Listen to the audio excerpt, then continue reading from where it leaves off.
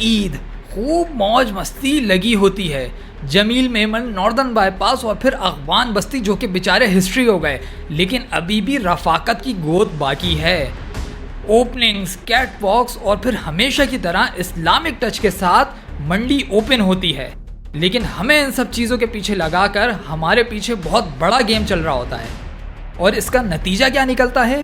चाहे आप मंडी लूट के क्यों ना ले आए, एक रामी की आवाज़ आपको हमेशा आती है, महंगा ले लिया उस्ताद। इकोनॉमिक लेवल पर बात की जाए तो हर चीज़ ही आवाम की बजा रही है।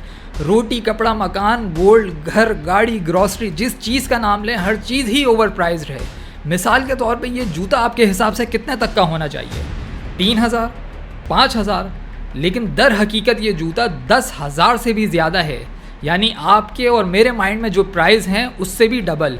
तो फिर कुर्बानी के जानवर पर तो टांग टूटेगी।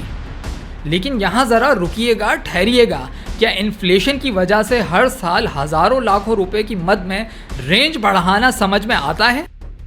फार्मर्स और वो व्यापारी जिनके पास बड़ा जानवर होता है अक्सर ये क्लेम करते हैं कि हमने ग्रास और ग्रेन फीड के साथ साथ इनको दूध भी पिलाया है। खुद चाहे दूध पीने के पैसे हो ना हो, लेकिन जानवर को दूध ज़रूर पिलाएंगे। क्या आपने कभी सोचा है कि जानवर को किस उम्र तक दूध पिलाना चाहिए? लेकिन इसके पीछे साइंस बड़ी दिलचस्प है। गाय के बच्चे जब पैदा होते हैं तो उनका निज़ाम हज़म का वो हिस्सा जो कि जुगाली करने में मदद फराहम करता है नामुकम्मल होता है। इसीलिए उन्हें शुरू में दूध दिया जाता है ताकि वो हाजमा आराम से कर सकें। लेकिन फिर आहिस्ता आहिस्ता उनको ठोस ग़िज़ा दी जाती है, जिसके बाद उनका निज़ाम हज़म का वो हिस्सा जो कि जुगाली करने में मदद फराहम करता है डेवलप हो जाता है।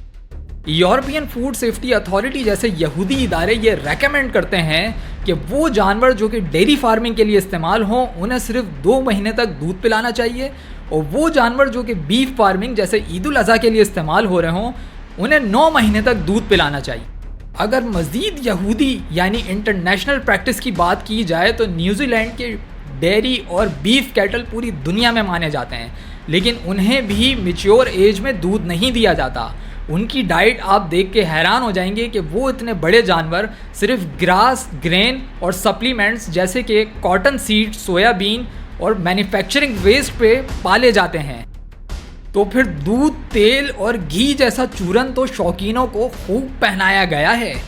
और इस चूरन की बदौलत हमारे यहाँ फार्मर्स की 2027 तक की बुकिंग्स लॉक्ड हैं। यानी 2026 अभी पूरा हुआ नहीं और 2027 की बुकिंग्स लॉक्ड हुई हुई हैं।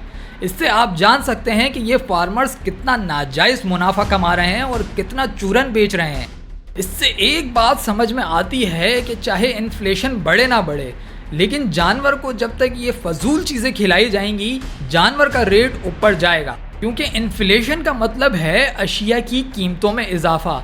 लेकिन यहाँ पे ना चारा सिग्निफिकेंटली इंक्रीज़ हो रहा है और ना लेबर कॉस्ट, क्योंकि फार्मर्स चारा बल्क में ख़रीदते हैं जिससे वो इकोनॉमीज ऑफ स्केल अचीव करते हैं, और लेबर को तो वो हमेशा कोअर्सिव या स्लेवरी प्रैक्टिस में यूज़ करते हैं।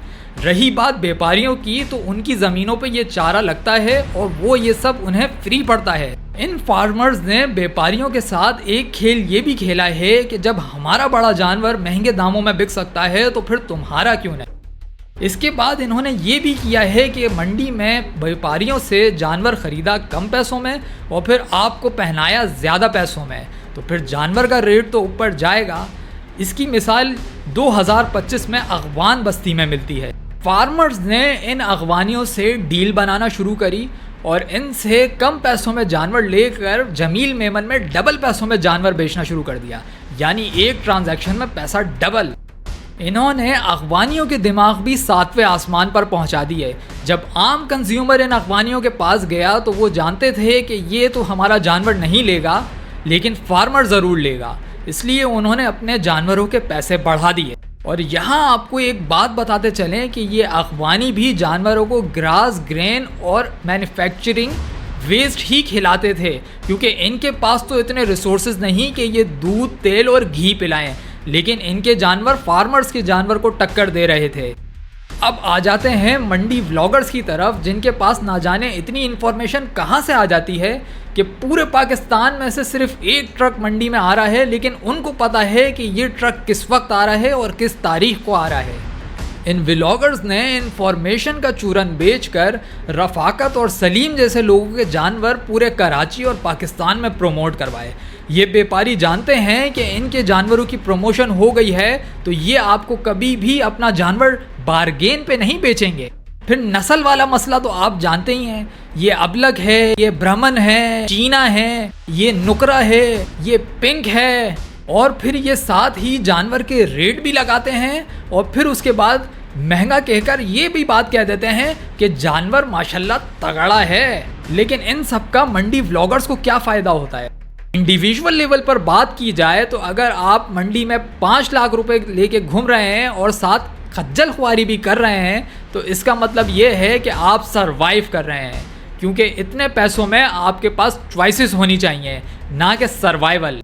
तो इस वीडियो में जो हमने आपको बताया है ये इन्फॉर्मेशन आप यूज़ करके व्यापारी या फार्मर्स के मुंह पे तमाचा मार सकते हैं। अगर वो कहता है कि हमने इसको ड्राई फ्रूट खिलाया है, तेल पिलाया है, घी खिलाया है, दूध पिलाया है, तो आप उसको ये बोल सकते हैं कि भाई तुमने ये सब अपना पैसा ज़ाया किया है, क्योंकि हमने आपको रिसर्च भी बताई है, इंटरनेशनल प्रैक्टिस भी बताई है और यहाँ की लोकल प्रैक्टिस भी बताई है।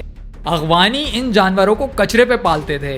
अगर उनके जानवर में कोई नुक्स होता या मसला होता तो ये फार्मर्स कभी भी उनसे जानवर परचेज करके महंगे दामों में नहीं बेचते।